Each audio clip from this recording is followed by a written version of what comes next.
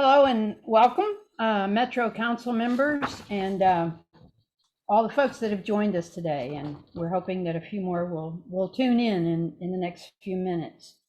All of NOAA's task forces are very interested in the Metro budget, and together we will be presenting a unified list of investments that we believe are needed in this budget at a later date. But for today, our Affordable Housing Task Force will be giving council members some background and possible solutions for our housing issues. We hope you will be ready and willing to discuss these ideas with us. The thing we most regret in previous years has been the lack of dialogue. So we really appreciated Councilmember Berkeley Allen setting up a budget public hearing early on.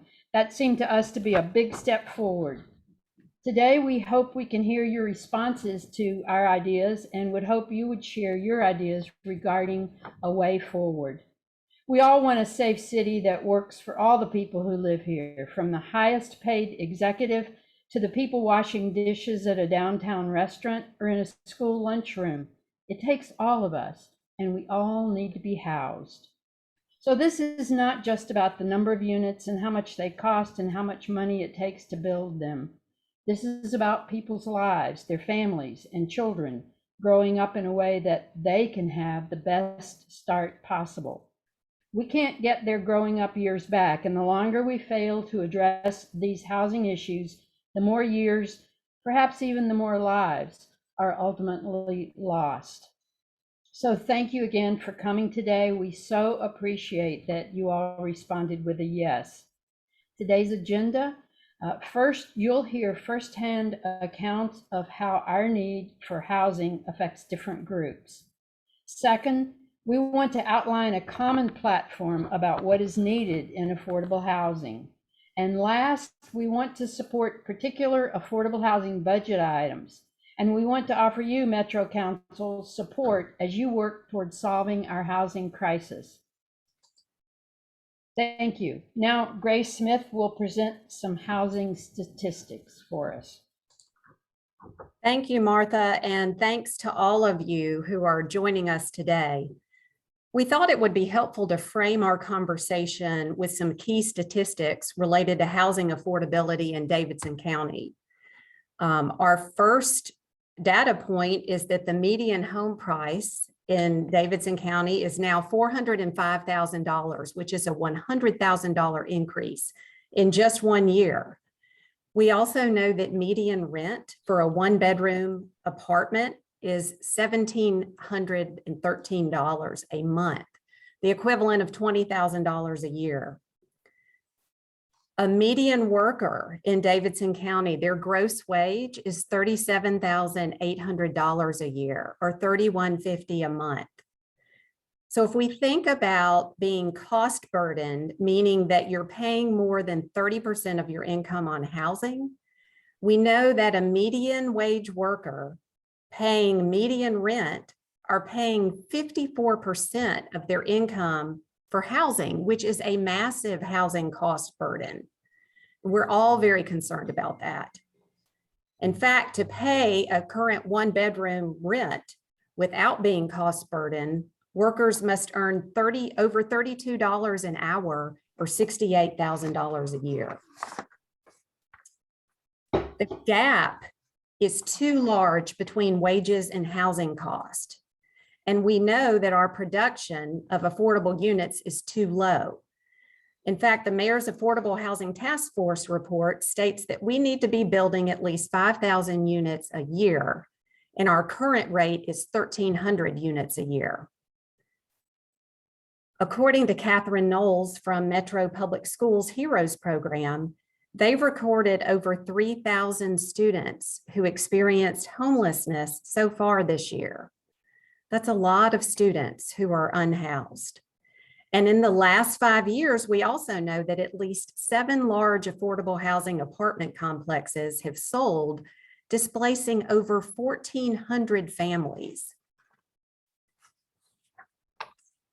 Now I'd like to share a few statistics specific to older adults in Davidson County, and these numbers are from the Greater Nashville Regional Council. In Davidson County, our 65 and older population is 84,748 and growing every day. We know that over 17,000 are cost burdened by what they're paying for housing. In fact, 24% of 65 and older homeowners are cost burdened. That's over 10,000 of our older neighbors. And 53% of 65 and older renters are cost burdened. We're very concerned about these numbers and the over 17,000 experiencing this cost burden. We also know that the median household income for someone 65 and older in Davidson County is only $49,128, which means if your income is that much, you can afford around $1,200 a month in housing cost. But yet, we just saw that the average one-bedroom rent is over $1,700 a month. In addition, over 28,000 older Nashvillians live below that 49,000 median income level, including over 8,000 who live in poverty. That is why we are part of this meeting today and pleased to be talking with you all. Thank you, Grace. We have the opportunity to take action that matches the crisis we're in. Some cities have done just that, others have not. We ask you, don't we want to be the city of the South that gets it right? Let's do that. Now, Kay Bowers will help us understand what various groups that are working on affordable housing have to say. And before she starts, if you are not speaking and are not muted, we'd ask you to please mute. Just makes it easier for everyone to hear. Kay? Thank you, Martha. So now we're going to hear from representatives of 7 groups of diverse residents who live in our Nashville area. They're cross sector and they will share what they are seeing and experiencing. You'll also hear from them specific recommendations about what can be done to make a real difference in the lives of Nashvillians struggling to secure or keep an affordable home. The first person we're going to hear from is a teacher, and she will speak to us by video, which Mike will pull up for us.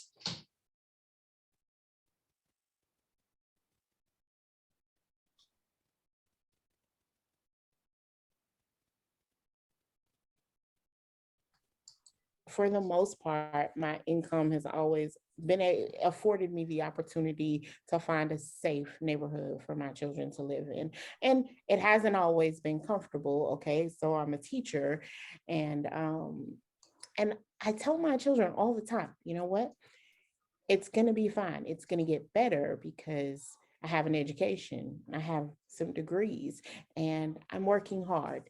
And every year I work, it just means we're closer and closer to our reality and or to my dreams. And one of my dreams for my children, myself, was home ownership. And just recently, Metro employees, teachers, we received a raise. And when someone says you're going to get a raise and it's a substantial raise, and you're like, finally, the moment is here. I can give my children, I guess, the American dream. We can have that. And, I'm so excited, and I'm telling my daughter, you should be a teacher. They're always going to need teachers. And I'm just excited. And then I'm looking at my paychecks and I'm wondering, where's the raise? And so I even called HR, I called human resources. I was like, or payroll. And I was like, can you explain? I can't see my raise.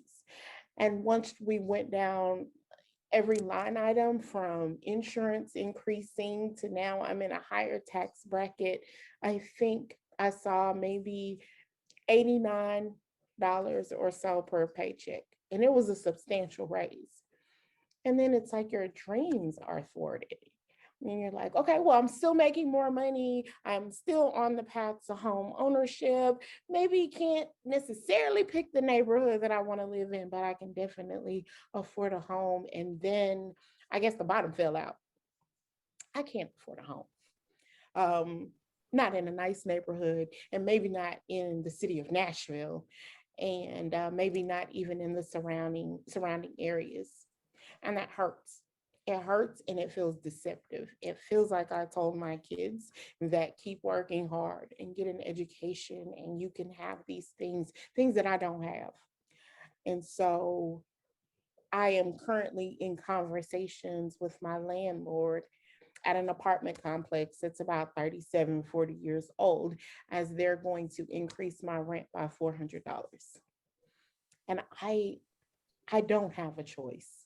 I can't just pick up my life and my children and take them out of their schools and out of a safe neighborhood. So we're going to pay the money. I don't know where that's going to leave us, but I'm hoping that Metro Council will find a way to invest in educators, public servants. I'm hoping that you're going to find a way to make sure that we can live in the city of the people that we serve. I serve people's children every single day, and I'm concerned that my child won't be able to get a quality education.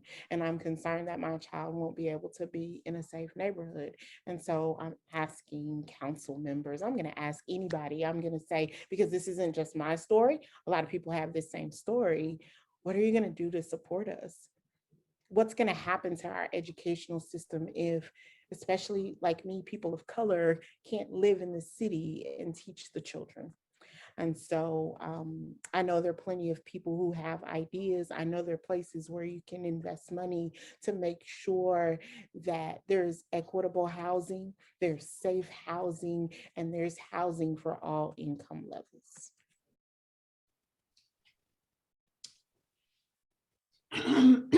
It's powerful testimony.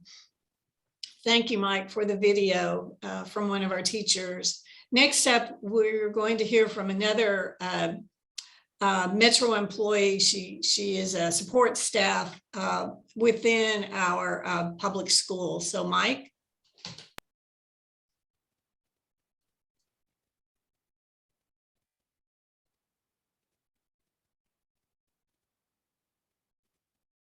My name is Kelly Lawrence. I'm a cafeteria manager. I work for the cafeteria itself, or food service, for over 30 years. I have several employees that are having a hard time finding housing here in Nashville, Tennessee. They're having to move away from Nashville to Clarksville, Dixon, Cheatham County, just to afford to make ends meet to feed their children so they can be happy. When I first started working for Metro, you had to live in Metro Davidson County in order to get a Metro job. Now, people are having to move out because they can't afford to live in Metro. It's not affordable anymore. You're not making, the income here is rising higher. They can't afford it, so income's not going up, but the rent is going up. Food is going up. So they're having a hard time feeding their children, much less putting roofs over their heads. So we need to help our Metro employees, especially our Metro employees that are working at the support staff. They need this money just so they can have housing. So they don't have to worry about, when they go to work, they shouldn't worry about where they're going to lay their heads at. They shouldn't worry about if their children are going to get fed. So we need housing for them so they can stay right here in Davidson County, so they don't have to make that long trip out of county to come back into county.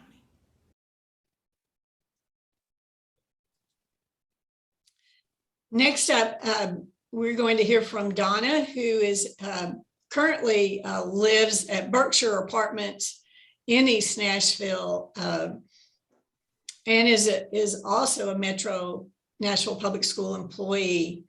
And she is facing displacement, and she's a longtime employee of the school. So Donna, I'll turn the time over to you. Thank you. Yes, my name is Donna Clay. I've been with Metro now for 9 years. I am a lead at Inglewood Elementary. I bring you my concerns today for housing. I start my day every morning at 6 o'clock. I walk to work. It takes me 15 minutes to come to work. And my concern is, if I've been in Nashville for 43 years, I mean, I've been in Davidson County all my life, but I've been living in East Nashville for 43 years.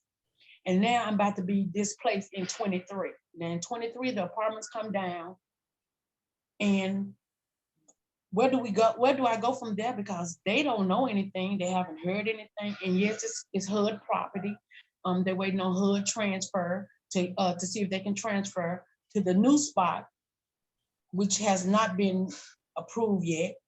And that's just a concern, because to me, when you say affordable housing, you have to make a certain amount of money to get in affordable housing. And if the rent is, like she said, 17, well, if the rent is $1,065 for a 1-bedroom, and I bring home $860 or $870, that doesn't add up every month if I'm bringing that home every 2 weeks, because now I'm gonna miss paying some bills or something gonna get left off.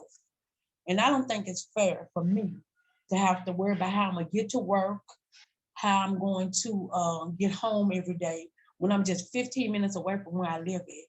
And there's nothing around me that's affordable for me to even try to look to go anywhere else, because I don't make enough money to live there.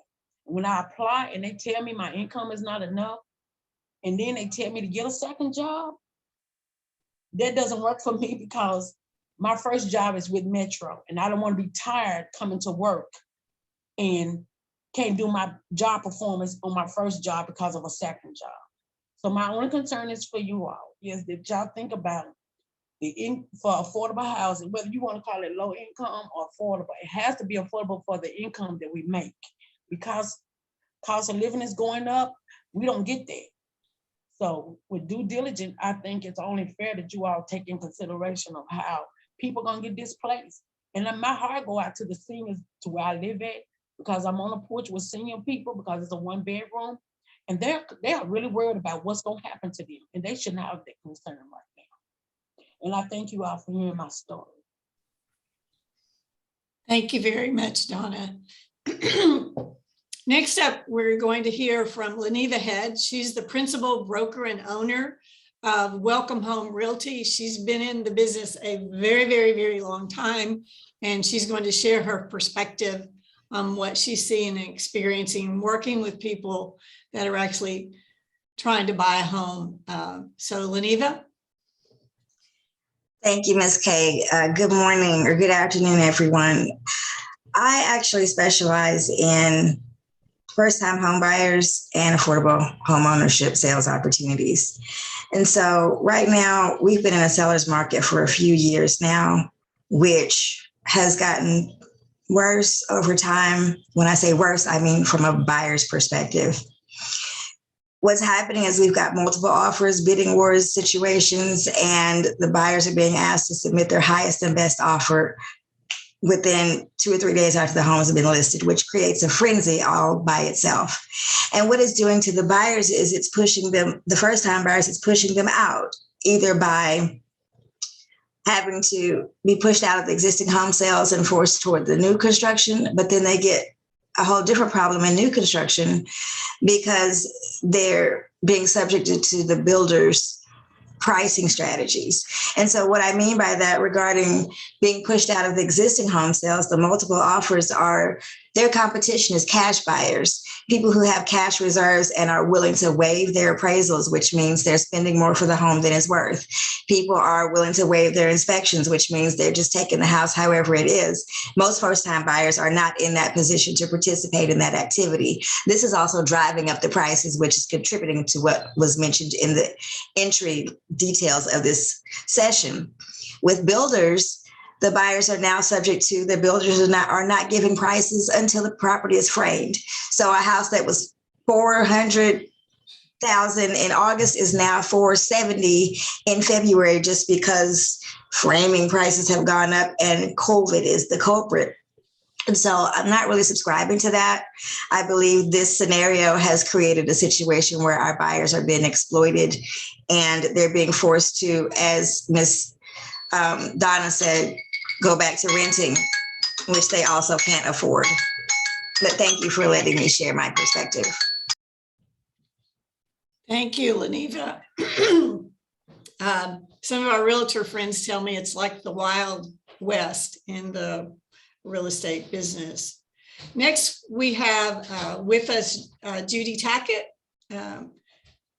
who, as Judy, as I understand, you're going to share with us some information, up-to-date information on the challenges of helping our unhoused neighbors. Yes, thank you so much for having me and allowing me to say a few words. Um, Usually, council members, you hear me talk about systems building, you hear me talk about access to affordable housing for our neighbors experiencing homelessness. Today, I will really try to also promote that we need to focus on helping people to be successful in the housing that we put them in. So support services. When we talk, and there's a lot of conversation in Nashville going on around homelessness and systems building and leadership, and that is we need to focus on that, and we need to focus on what does success mean and look like for people that obtain housing. When we talk about permanent supportive housing, the key for permanency is really in that support, so that people are able to maintain their housing successfully. When a person transitions out of homelessness, and I'm really going to focus here on street homelessness because that is where a lot of attention is right now. There is about a 90-day period, a transition period that needs where people need intensive support services. But beyond that, within that 90 days, that is really where you, as a service providers, look at what is the support the surrounding community need, what does this person need to work on and help with, and what are their goals to maintain their housing long term. In Nashville, when it comes to outdoor homelessness, it's a lot of grown-ups, individuals mostly, couples, and the support services really, we are lacking an ongoing funding source of support services for this population. During COVID, the federal dollars, those one-time funds in COVID grants, ARP funds, we had a housing surge that really proved that when housing rental assistance is coupled with the support services, people maintain their housing and can maintain it long term. But there is a lack of ongoing funding sources. We are in a state where there is no Medicaid expansion, which other states use for these ongoing funding sources, the insurance. We just don't have that option. This is something that really, I think, local government needs to think about. Where is that funding source? The capacity in the nonprofit world is there right now. Nonprofits have the staff to continue their programs that they started during COVID, and those support services. It's really something that I would like to advocate, to focus on that permanent supportive housing. The permanency lies in that support that needs to happen. So thank you so much for giving me a few minutes to talk about that. Thank you so much, Judy, for being with us, and we value your expertise and your knowledge, and thanks for joining us and sharing yet again. Next up, we have Kosar, who's a community organizer with Tennessee Immigrants and Refugee Rights Coalition. Kosar? Thank you, Kay, and thank you, Noah. Greetings, council members. My name is Kosar, and I'm the multicultural organizer at the Tennessee Immigrant and Refugee Rights Coalition. As multicultural organizer, my work has revolved around our refugee communities here in Tennessee. In my many conversations with refugee community members here in Nashville, one of the main issues that have been brought up centered around the lack of affordable housing. Additionally, the resettlement agencies here in Nashville, such as Catholic Charities and the Nashville International Center for Empowerment, have reported ongoing and significant housing challenges for arriving refugees. At a recent budget hearing, our executive director, Lisa Sherman Luna, stressed the importance of affordable housing for our refugee community, and that we need to make bold and long-term investments to ensure that refugees can settle here in Nashville seamlessly and feel welcomed. Here are just some solutions we can take at the local level here in Nashville. First being allocating local dollars to support temporary and permanent housing support. And so other states have, realized this through obligating a portion of local emergency rental assistance funds to provide temporary and permanent housing support for new arrivals for a number of months. Second being utilizing local government property as housing units for refugees, strengthening public and private partnerships and local stakeholders, and removing developmental barriers and implement inclusionary practices to increase affordability here in Nashville. Several states and cities across the country have seized this opportunity to invest in our refugee communities.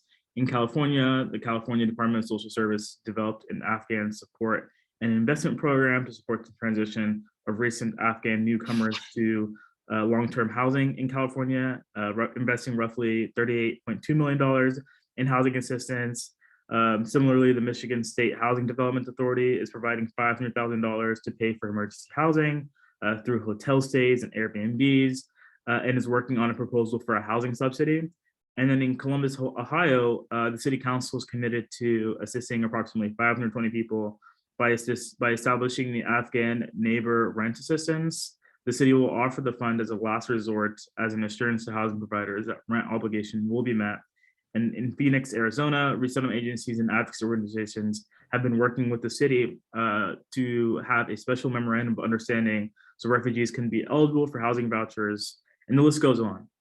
As of right now, our city has resettled more than 600 Afghan refugees, with more trickling in on a weekly basis. This doesn't include the number of refugees outside of Afghanistan that are resettled here. Additionally, with the announcement from President Biden of welcoming 100,000 Ukrainian refugees, we have an important opportunity to be bold and make these long-term investments for our newly arrived neighbors. Thank you. Thank you very much, Kosar, for sharing those great examples of what's being done around the country, and we can look to those for models. And last up are Grace Smith and Jim Powers with AgeWell. Hello, I'm Jim Powers. And I'm Grace Smith. And we represent AgeWell Middle Tennessee, formerly the Council on Aging, a nonprofit organization promoting community engagement to address the unmet needs of older adults and serving as a catalyst for innovative collaborative solutions. We're here today to share concerns and propose solutions. AgeWell's Leadership Council, made up of more than 20 organizations serving older adults throughout our region, met in January, and the number one unmet need that these organizations talked about was affordable housing.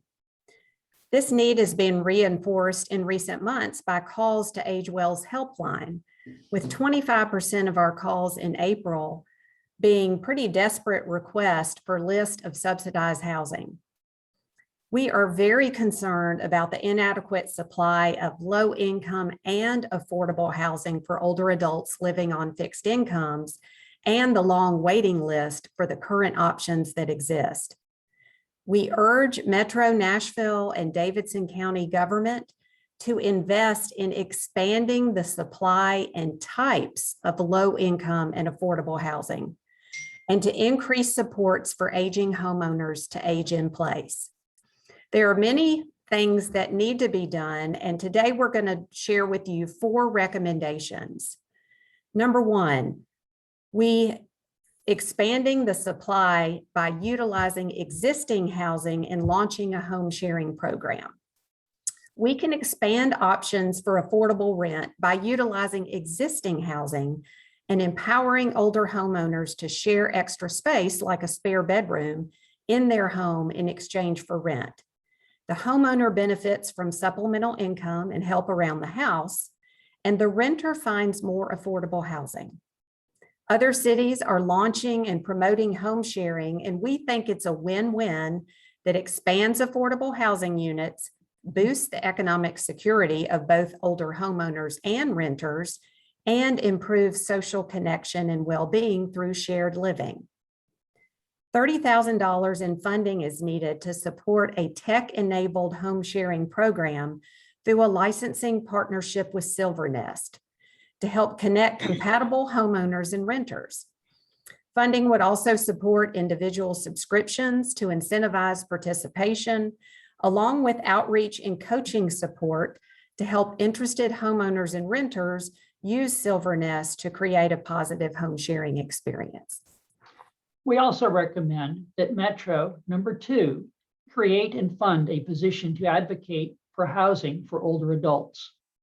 Given the rapid growth of our older population, we request a new position in the housing division of Metro Planning, adding to Angie Hubbard's request for staffing at approximately $60,000 a year, specifically to develop policies to support older adults aging in place and to find affordable housing throughout the county.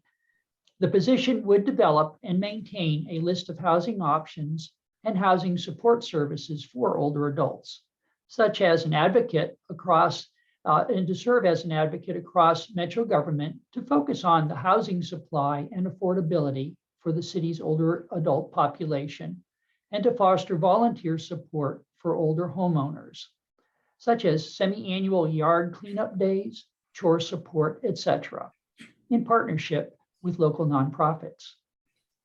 Number 3, allow DADUs, D-A-D-U, detached accessory dwelling units throughout Davidson County. We recommend that Metro fund and adopt a uniform residential zoning change across Metro to allow building and or installing an additional dwelling behind existing homes. These detached accessory dwellings or DADUs. This can serve either as supplemental income for older homeowners or as a small residence for older adults to live behind adult children's homes. And number 4, to expand support services for aging in place through the Barnes Fund. Metro should invest additional funding to help older adults with home repairs and modifications, working with nonprofits and volunteer groups to support aging homeowners. The city's housing office can publicize existing home repair and modification programs, along with city and state programs that help older adults with property tax assistance and or relief. Further, the city, working with nonprofit partners, can work to expand semi-assisted living arrangements across the community, working with the private and nonprofit sectors to create affordable, supportive housing.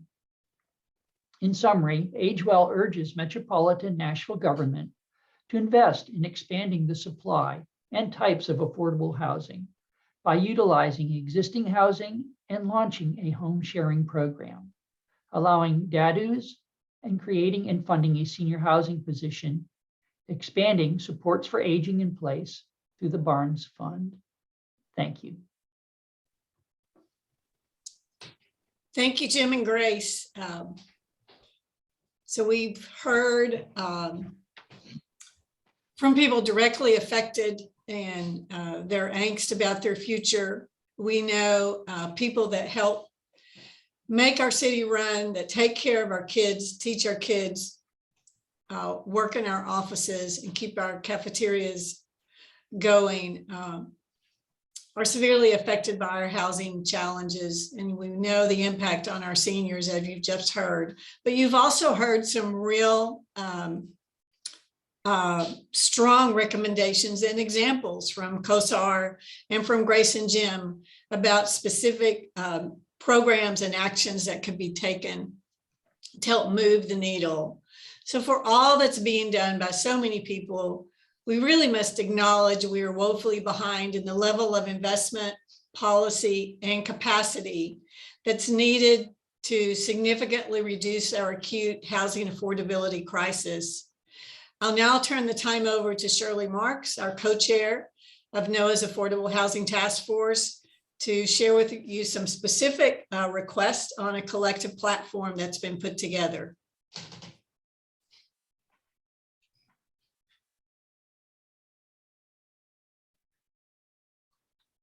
Hi, good afternoon, everyone. I'm going to present the collective platform for the Metro budget. And this is the recommendations of the NOAA Task Force Committee, and then also other community organizations. Our budget request, we request for the Barnes Housing Fund, $30 million. And this is also has been the recommendation of the Mayor's Affordable Housing Task Force. We also request support the Director of Housing budget request for 4 additional staff persons in that department. In addition to that, we request an additional staff position in the housing budget to coordinate senior housing. And as you've heard from previous speakers, the need for senior housing, and especially affordable senior housing. We request expand the senior home sharing option with the Silvernest Tech platform for $30,000 a year. Then we request case management and supportive services to help vulnerable residents stay housed at a cost of $6,000 a year per person, with a total of $15 million for 2,500 citizens in Nashville, Davidson County. We also have some non-budget request items. And the first is to establish a Metro Council DUDA special committee to learn what is the best practice financial models that help low to medium income homeowners. And there are several best practice models out there across the country. Then our second non-budget request is to collaborate with the community partners to define a local rental voucher program that helps new arrivals to the city of Nashville. Thank you. Council members, that's it. You've now heard what we invited you here to hear today, and you've heard us describe the problem. You've heard individuals who are either personally affected by it or are working with people that are personally affected by it. And you've heard us ask for certain things. And in a minute, we want to turn it over to you and ask for your reaction to what you've heard and what you've been thinking about and what you think of this issue. But before we do, I want to blitz you with one more set of numbers, if I may, that describes the size of the issue and the acceleration of the issue. We recommended and requested $30 million for the budget to go into the Barnes Fund. That $30 million, once it gets over to the Barnes Fund is able to turn that into 7 times that amount, or $210 million, through other partnerships. The Metro, the mayor's Affordable Housing Task Force came up with that number of 5,000 units that we need every year between now and 2030 to conquer the Affordable Housing Task Force. They also came up with the number $225,000 for each of those units is the average of what it costs to build new affordable housing units.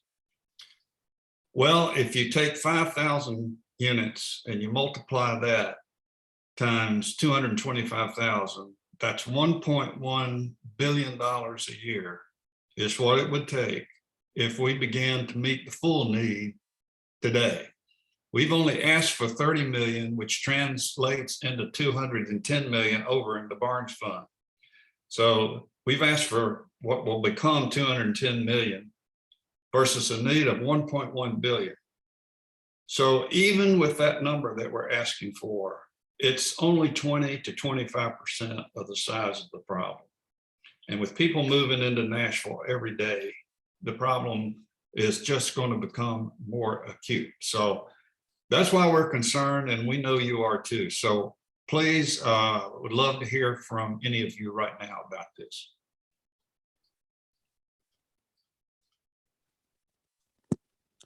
This is Councilmember Berkeley Allen, and I'm chair of the budget committee. So I'm I'm going to be in the hot seat, so I might as well go ahead and jump in there. And I invite my fellow council members to join me in support. So I will say that I have already and repeatedly advocated to the mayor's office before they publish their budget for the 30 million for the Barnes Fund. So I can't guarantee that that means that it will come in the mayor's budget, but it's been asked for. And as you know, the council has a process to substitute our budget for the mayor's budget. It just has to continue to be a balanced budget. So in a perfect world, the finance department and the mayor's office will have figured that out on the front end, and we'll see that later on this week when the budget ordinance is presented to us. In the next perfect world, the council will be able to figure out how to make that happen. But we've clearly seen that the Barnes Fund is able to very effectively leverage Metro money with a lot of other sources and make great things happen. So that's one that we hear loud and clear. And I hope I have the support of fellow council members in coming as close to that goal as we can. I will point out that we also have a number of already very successful tax abatements called pilot that work with federal and state tax credits, which is another way to leverage that funding, that are creating, on the order of hundreds of units per year. That's something we've used there very successfully over the past couple of years, and many of the council members on the call have been supportive of that process as well. And we have a new bill that will be on third reading that will create another tax abatement option for mixed income housing that in theory could create another 500 a year. So I've already asked Mike Hodge if he will help drum up support for that bill, which will be on final reading next Thursday. So I would love for NOAA to write letters in support of BL 2022-1170 that will provide another tool in the tool chest. None of this adds up to $5,000 a year, which is frustrating for us, but we are working hard to create more tools that'll, each collectively add something to that number that we know what it needs to be. And I'll throw out one more that I'm working on, which is trying to create an equity fund in Nashville that will add to the Catalyst Fund that was already created last year. And Councilmember Sledge, I think, was instrumental in making that twice as big as it was going to be.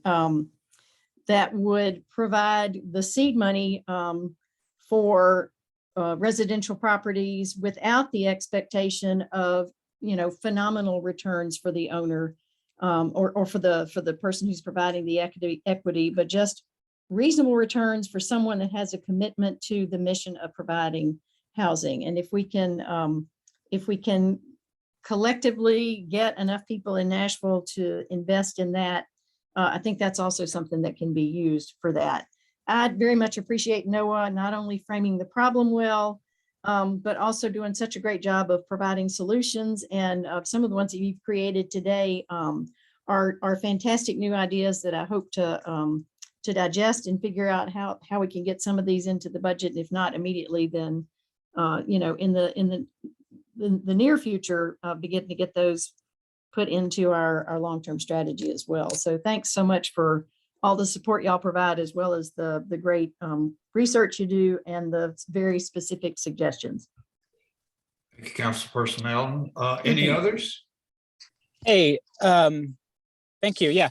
Hey, this is Councilmember Sean Parker. Want to echo a lot of what Councilmember Allen said. Want to thank y'all for putting this meeting together today. I'm the current chair of the Affordable Housing Committee, so again, I appreciate all the new ideas. I'm not gonna repeat. Excuse me. I'm not gonna repeat things that Councilmember Allen just said, but I agree with all of that. I wanted to touch on day dues. So a year or two ago, we introduced a new overlay that can be applied to neighborhoods. Y'all probably know this, the day due overlay. And the where that sits right now, it's supposed to be a neighborhood driven thing. So if you live in a neighborhood where day dues are currently not allowed, and I'm speaking to everybody on the call, contact your council member. Tell them, you want to see a day due overlay applied to your neighborhood. We've done one large one in my district since the overlay went in. We're working on another 2 or 3 right now. kind of going neighborhood by neighborhood and applying that, making sure folks understand it, making sure that everybody's on board with it. But I think day dues are a phenomenal way to sort of increase our housing stock without, knocking down existing houses, get a little bit of soft density in neighborhoods, and hopefully some more affordable units for folks. I also, as Councilmember Allen pointed out, none of what we're doing is getting us to 5,000 new affordable units a year. And so I'm trying to advance the conversation on ways to sort of, add to our toolbox. And one of those ways that I think we can add to the toolbox is what we call social housing. So I'm not going to get into a really long explanation about it, but it's essentially, direct investment, through Metro in, cross-subsidized mixed income housing. And it's got a lot of advantages. It's very scalable. It's sort of budget neutral, which is great, or can even be revenue positive. So I've been working with this guy, Paul Williams. He's a housing, has like a little think tank, and we've been discussing some really great things that are happening in Montgomery County, Maryland, in the sort of social housing space.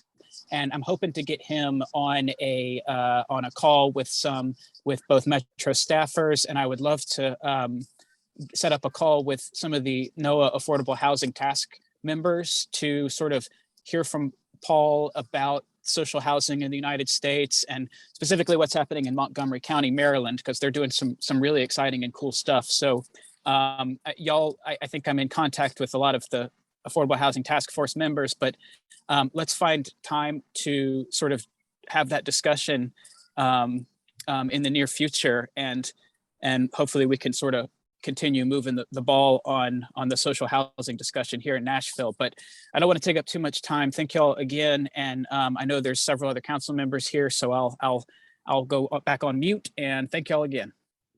Thank you, Councilmember Parker. That sounds very intriguing. Social housing. Any other council members? Yeah, good afternoon. Sorry, I can wait. I've got a hard stop at 1. Go ahead. Go ahead. All right, thanks, Mike.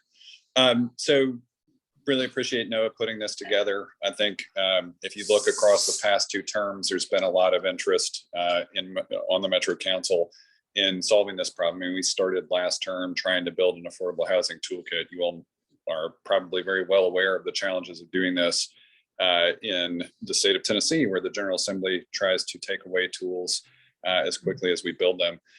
In response to NOAA's particular recommendations, I'll say I strongly support $30 million going to the Barnes Fund. I think you've also seen this council be very strongly supportive of the Barnes Fund across the board. I'm similarly supportive of the countywide DADUs, as Councilmember Parker alluded to. Even getting that overlay in place within the UZO, I mean, it's not even available countywide, was challenging. In fact, Councilmember Parker had to do a lot of work on the ground in District 5 outside the boundary of the UZO to get this established in a portion of his district. And that's just to allow for the possibility of opt-in DADUs, right? And so we've got a long way to go, I think, on the advocacy side. But again, I'm strongly supportive both of the idea of enabling DADUs as a countywide tool, and also would be happy to support a special committee of the Metro Council to further look at the policies there. I will say, just based on the conversations I've had in District 19 and honestly around the county and neighborhoods, I am somewhat skeptical today of the idea of subsidizing a home sharing company that is a private company, that is a for-profit company. I mean, there are a couple of listings on Silver Nest in Nashville right now. If they are entering the market, I don't necessarily object to that, but we'd want to make sure absolutely that this did not become another vehicle for further preemption at the state. Just as a reminder, what is now short-term rentals was originally promoted as home sharing. And so we've had a hugely negative impact on affordability, thanks specifically to the short-term rental industry. So I would not want to see this become yet another model for investor-owned homes that become shareable in a way that is not for residents. So it'd be hard for me to commit to supporting budget requests to subsidize that right now.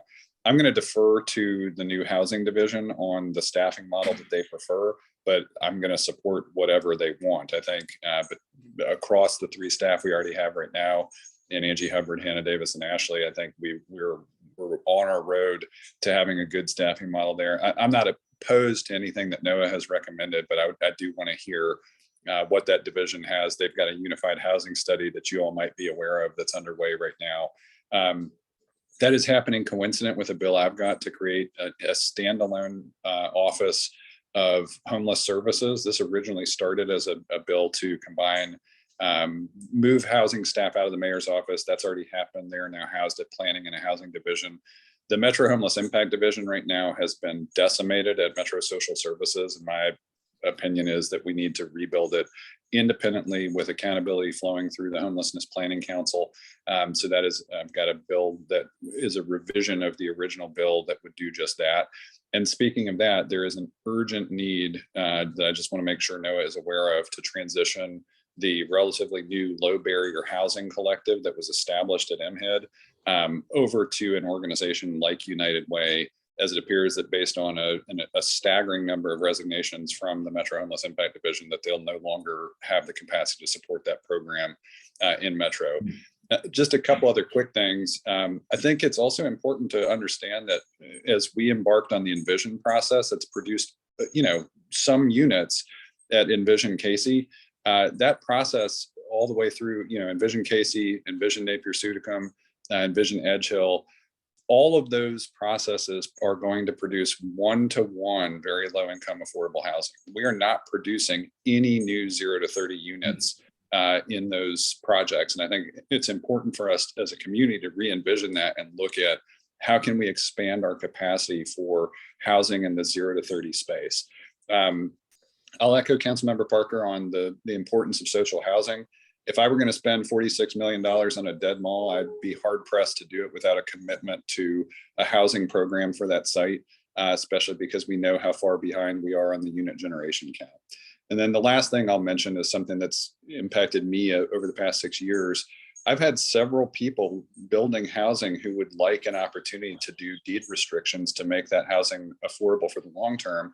One of the challenges has been finding an entity that can manage a deed across a period of a decade or more to ensure the length of term there. Metro has not historically been equipped to do it. MDHA has not historically been equipped to do it. And I've had a hard time working in the affordable housing provider space, finding anybody who's equipped to do it. So just a few quick thoughts there. And thank you again to NOAA for putting this together.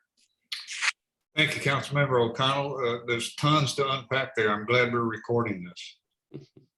Hey, Jerry. Any other council members? Jerry, this is Jim Shulman, the Vice Mayor. I just wanted to thank NOAA for putting this on. Lots of good discussion, lots of good comments. I took some pictures of some of the slides.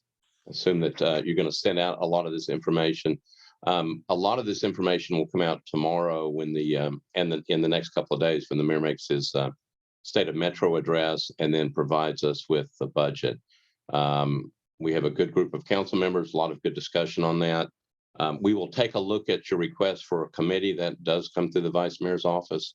But it sounds like after I'll have some discussions with some of the folks on this call, looks like something that we can do. But just wanted to say thank you. And we'll be watching very carefully along with everybody else tomorrow and the next couple of days when we get that budget. Okay. So we will. Yeah. Thank you, Mr. Vice Mayor. Anyone else? Well, I'm sorry, go ahead. Just real quickly, this is Councilwoman Quante Toombs. Thank you, NOAA. I have always been very supportive of NOAA and the goals of the organization. I'm very supportive of affordable housing. I think that what the mayor proposes in his budget is going to play a large role in how we fund what NOAA has proposed. As you know, once the mayor proposes his budget and the council makes changes to it, it's that because we have to keep a balanced budget, we're pulling from one place and putting it in another. So hopefully we'll see some significant investment in the mayor's proposed budget so that it's not as much of a heavy lift for council. But I know that I will be looking towards making as significant investment as we can. I just got off a call earlier with social services and the homeless impact division. I know that they also have a large ask, and so it's really difficult balancing all the needs of the city with the money that we have. But I am very supportive and will be looking to support this platform as much as possible. Thank you so much, Councilmember Toombs. Is there anyone else we haven't heard from? Hey, this is Councilmember Cash. I just want to quickly add to a few things. I appreciate you all doing this. Not covering every council member that's talked so far, but I agree with what Councilmember Allen has said about, seeing what's in the mayor's budget and then us being able to make changes to it and support her goals. On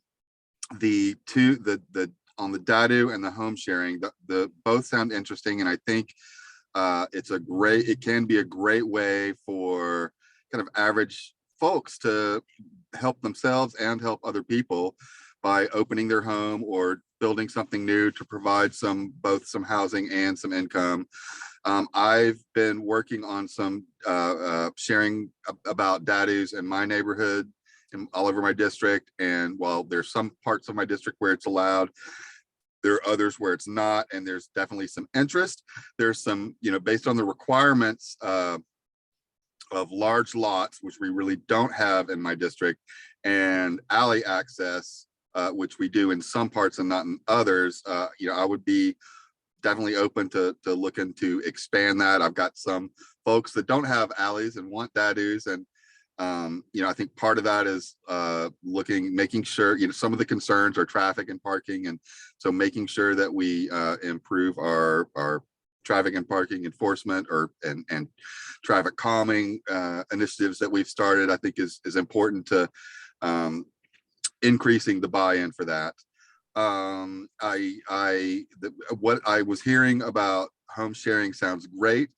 Councilmember O'Connell shared some things that I didn't know, or some of it I did, some of it I didn't. And so definitely want to explore that. I'm also, two of my priorities are making sure I enjoyed hearing from Metro teachers, Metro employees. I was one for many years, and definitely want in this budget to make sure that we're paying our folks well, so that they can take care of themselves. And I'm also got legislation and have been working on in various ways increasing childcare in our city, which is another thing that I think families are having trouble not only affording but finding. And so I think that's a part of helping families out as well. But just a few of my thoughts, and again, thank you for doing this. Thank you, Councilmember Cash. Anyone else? Well, as we wrap up, Martha said at the beginning of our session today that one of the things we regretted the most is that we didn't talk to each other early enough in the process. And this has been a fantastic hour together. We have certainly learned a lot from you all, and we hope that we've helped you prepare to do your good work in the council. And just to let you know that you're not going to be alone there. NOAA will continue to engage our membership to advocate to each person's council member to support our collective platform through emails, phone calls. We'll advocate for our platform at any public council meeting opportunity that's given, the budget, for example. We'll engage with our congregations, our unions, our sororities, and other member groups to do the same thing. And lastly, we're going to encourage the ministers in our congregations to talk about this issue from the pulpit. So we appreciate your coming, and we'll turn it over now to Reverend Thompson. Hi, I'm Reverend Edward Thompson, Chair of NOAA, and good afternoon to everyone. We are seeking a moral, ethical, and just solution to attainable, affordable housing in Metro Nashville. Unfortunately, we have so many of our constituents unable to attain affordable housing in our county. From what we've heard today, we have a serious housing deprivation. The housing crisis is overwhelming for many. The least of our brothers and sisters in Nashville are spending too much on housing and or can't afford to live in our metropolitan area. Attainable, affordable housing is decreasing. Are we displaying poor moral values when it comes to housing? People of moral conscience believe it's a human right that every person should have the opportunity to a dwelling to call home, a place to rest, a right to ownership, safety, and abundance. Nashville, our stance and our action on housing reveal our priorities and values. Too many of our families are spending too much, and especially more than the 30% of their income on housing, and renters are at times spending more than 54% of income and are therefore cost burden. The amount spent on housing threatens their ability to afford other basic necessities like food, medicine, clothing, and transportation. Let us make a concerted effort to make attainable, affordable housing a reality. The prophet Isaiah said, he looked forward to the day when his people will live in peaceful dwelling places, in secure homes, in undisturbed places of rest. Nashville, we have too many in our midst who do not enjoy peace, security, and rest. Mayor, council, housing and renting industry, and Nashville, let us make a difference. We thank you.